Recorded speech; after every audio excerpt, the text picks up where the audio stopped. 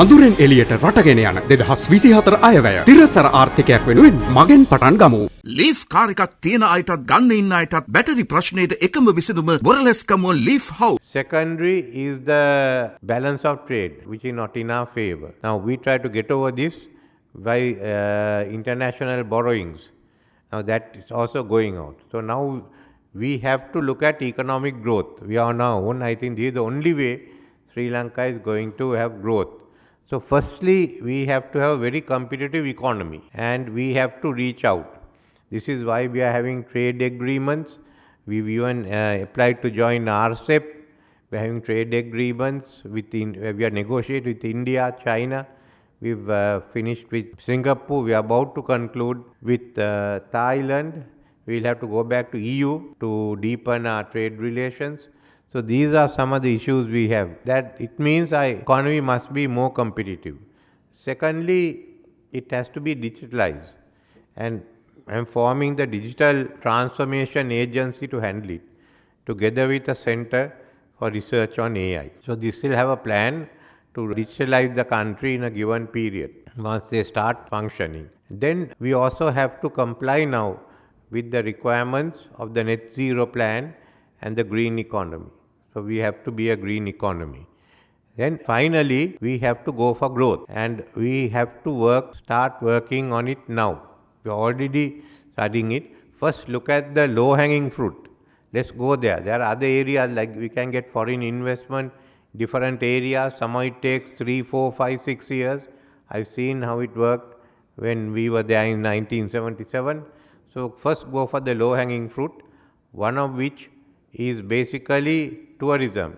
Tourism this year will get half of what we got in 2018, but next year we'll get the full amount, and thereafter we can start increasing the rates, but to do so we need a good product, and that's been discussed now with the industry. Secondly is agriculture. We have not exploited the agricultural potential. We have written it off, but with our land available, we should go in for modern agriculture, use modern technology and highly competitive agriculture, which will enable us to go in for exports. With this reason, we will improve the productivity in paddy, enabling us to release some of the lands in the wet zone. And secondly, look at about another 400,000 acres which can be brought out in cultivation, including system A and B of Mahavali, which could not be done due to the war. So this is some of the areas of agriculture. But there will be people who can do half acre of agriculture with the new technology. That also should be encouraged. Then we are looking at renewable energy because Sri Lanka's potential for renewable energy has not been assessed yet. We are satisfied that we have enough for the net zero scenario, but if you look at it, we will have about 40 gigawatts of wind and about 200 gigawatts of solar without counting rooftops. If you count that, it can be 300 to 400. So bulk of it can be used certainly for export purposes, including selling to India. This means that there are people from abroad who are willing to invest in large projects, and that large projects means billions of dollars coming into Sri Lanka as investment. Then we must also go into the whole field of IT and everything that's built on it. For that we have to establish more training institutes, which can be done by the private sector. We can always fund the students who go there. Another issue is going to be artificial intelligence. So we put aside about 1.5 billion rupees to start our research and development on artificial intelligence. So there are many other areas like Sri Lanka becoming a regional logistic hub, the new industries that will come in, there will be new technologies coming in, but these are the 4 areas. Finally, we have to go for growth. It's only growth that will get us out of the economic crisis we are in. Otherwise, in another 10 years, the latest, we'll be back here again. Next time, there won't be the help we got this time, and we'll be in an eternal mess. So it's a challenge for Sri Lanka. And in this, the Inland Revenue Department and the other revenue departments have a big role to play. Because as we grow, we have to ensure that all that is due to the government comes to the government. and the rest is done. So it's a complex situation, I know, but nevertheless, it's a challenge we can take and a challenge we can win. So I thought of informing all of you so that we will know the path we have to travel in the next 5-6 years. 19වෙනි සංවත්සරය ඔබතුමාලාගේ තාමත් වැදගත් අවස්ථාවක්. රාජ්‍ය නායකයාට සහභාගී වීම මම දකින හරි වැදගත්. ඔබතුමාලා සුවිශාල අභියෝගයක් බාරගත්ත සමාජ කණ්ඩායමක්. දැන් මේ දවස්වල වැඩිම කතා වෙන මාතෘකා තමයි රාජ්‍ය ආදායම ඒහා සමග බැඳුණු බදු. ඉතින් මේවා එකතු කරන අය කවදාවත් ජනප්‍රිය මිනිස්සු වෙන්නේ නැහැ මම දකින්නේ. බොහෝ නිලයන් හරි ජනප්‍රියයිනේ. හුඟක් අය කියන්නේ අපි බැලුවොත් වෛද්‍ය වෘත්තිය බැලුවොත් අර දොස්තර මහත්තයා අපේ දරුවා ගොඩ දාලා දැම්මා කියනවා. ගුරු වෘත්තිය බැලුවත් එහෙමයි. හැබැයි කවදාවත් රාජ්‍ය ආදායම හොයන කෙනෙක් අපි ගොඩ දාලා දැම්මා කියලා කියන්නේ නැහැ. ඔබතුමාලා හරියට බදු එකතු කරොත් ඒකේ අනිත් පැත්ත තමයි ඔබතුමාලාට ලැබෙන්නේ. හැබැයි මේ එකතු කරන දෙයින් තමයි අර සියල්ලම වෙන්නේ. ඉතින් මේ වගේ කාලයක මෙහි තියෙන අභියෝගය වෙනදාටත් වඩා වැඩි. අපි තාම පීඩාවට පත්වෙච්ච සමාජයකින් තමයි මේ ටික එකතු කරන්න වෙලා තියෙන්නේ. ඒ වගේම අපි සාම්ප්‍රදායික කණ්ඩායමක් එක්ක පාර්ලිමේන්තුව බැලුවත්, විපක්ෂය බැලුවත්, ආණ්ඩු පක්ෂය බැලුවත්, විවිධ ආංශික කාරක සභා බැලුවත් තාමත් මේ දැන් මේ 7.3% තිබුණු බදු ආදායම දැන් මේ කියුණා වාගේ 12ට ගිහිල්ලා 15ට ඇරයි යන එක විශාල අභියෝගයක්. හැබැයි මේ අභියෝගය කවුරු හරි බාර ගන්න ඕනේ. ජනාධිපතිතුමා ඒකට සුවිශේෂී නායකත්වයක් දුන්නා. කවුරුත් බාර නොගත්තී. හැබැයි දැන් මේ අභියෝගයේ ජය ගැනීම දිහා අර සාම්ප්‍රදායික සමාජය තාමත් බලන්නේ සාම්ප්‍රදායික විවේචන තුලින්. විපක්ෂයට වෙන හොඳ විවේචන තියෙනවා මේවට.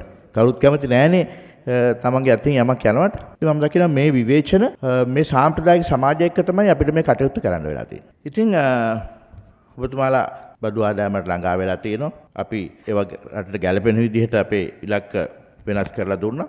ඒවා ඉක්මවා ගිහින් තියෙනවා. අපි ස්තුතිවන්ත වෙනවා. හැබැයි අපිට මේ මම දකිනවා විශාල ගමනක් යන්න තියෙනවා. ජනාධිපතිතුමාගේ පැහැදිලි ඉලක්කයක් තියෙනවා. ඒ ඉලක්කය දේශපාලනයට වඩා ගිය පළල් වූ ජාතික ඉලක්කයක්. අපි කවුරු හරි මේක මේ රට ශක්තිමත් ආර්ථිකයක් තියෙන රටක් බවට පත් කරන්න අවශ්‍යයි. එතනදී ඔබතුමාලාට පැවරෙන වගකීම ඉතාමත්ම බැරෑරුම් වගකීමක්. දේශීය ආදායම් බදු දෙපාර්තමේන්තුව කියන්නේ රාජ්‍ය ආදායමෙන් භාගයක් හොයලා දෙන කණ්ඩායම ඊටත් වැඩි. ඒ සියලු දෙනා මෙහෙවන්නේත් කොමසාරිස්වරුන්. ඒ නිසාම මේ ඊටාම වගකිය යුතු රාජකාරියක් ඔබතුමාලාට පැවරෙනවා. අපි වෙනස්කමුත් අවශ්‍ය වෙනවා තව. ඔබතුමාලාගේ මා සමග පැවති සාකච්ඡාවෙදී අපි මේ ගැන අපේ දැනුමත් එකතු කරගන්න ඇමතිතුමා කියලා. ජනාධිපතිතුමාට සූදානම්. ලබන ජනවාරි වල ආරම්භ වෙනකොටම ඔබතුමාලා සමගත් සාකච්ඡා කරනවා. ඔබතුමාලා දැනුම අත්දැකීම බලාපොරොත්තු මේ සියල්ලමත් මේකට වැදගත්. හැබැයි වෙනසක් අවශ්‍යයි. ඒ වෙනස අපිට පෙන්වා දෙන්න නායකයෙක් සූදානම් වෙනවා. ඒක ඔබතුමාලාට රටට අපේ අනාගතයට බොහොම වැදගත්.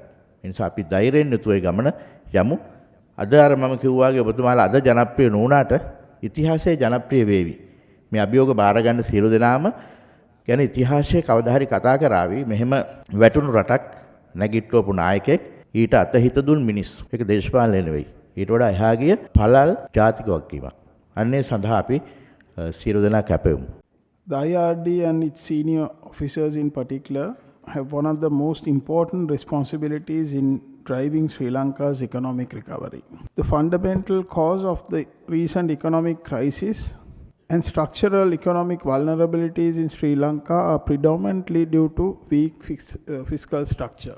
Persistent budget deficits accumulated to result in unsustainable public debt, which was neglected for many decades, eventually culminating in a sovereign debt crisis.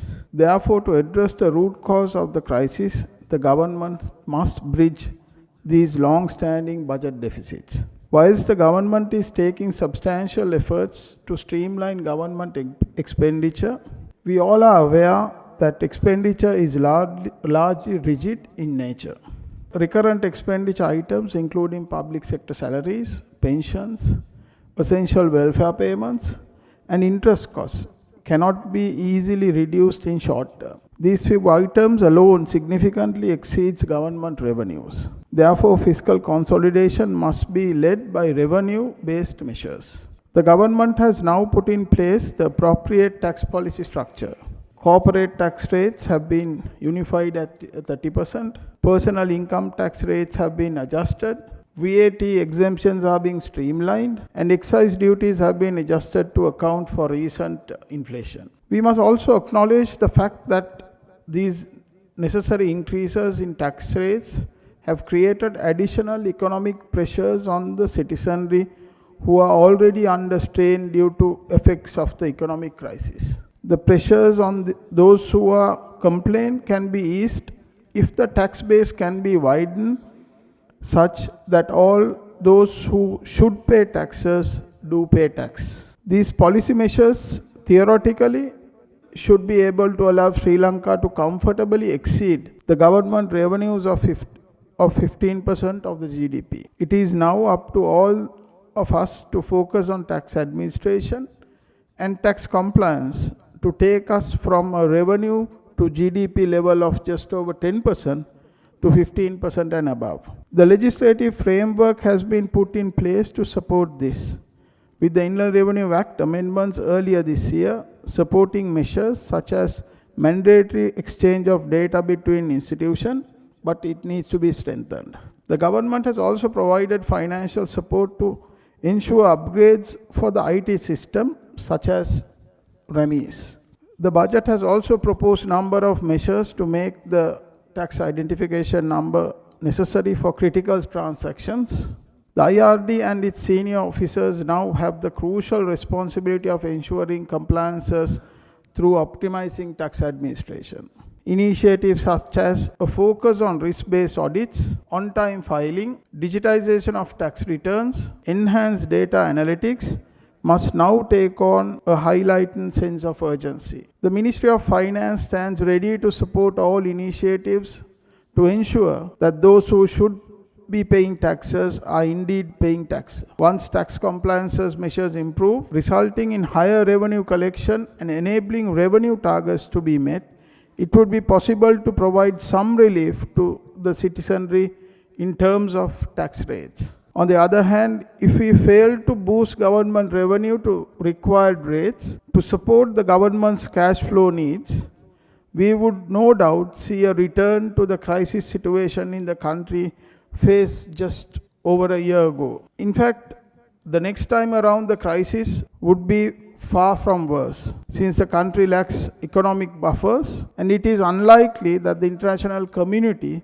will be willing to come to our aid again if we fail to get our house in order. In this context, the commissioners of the IRD have a critical role to play in sustainability of the Sri Lanka's economic recovery.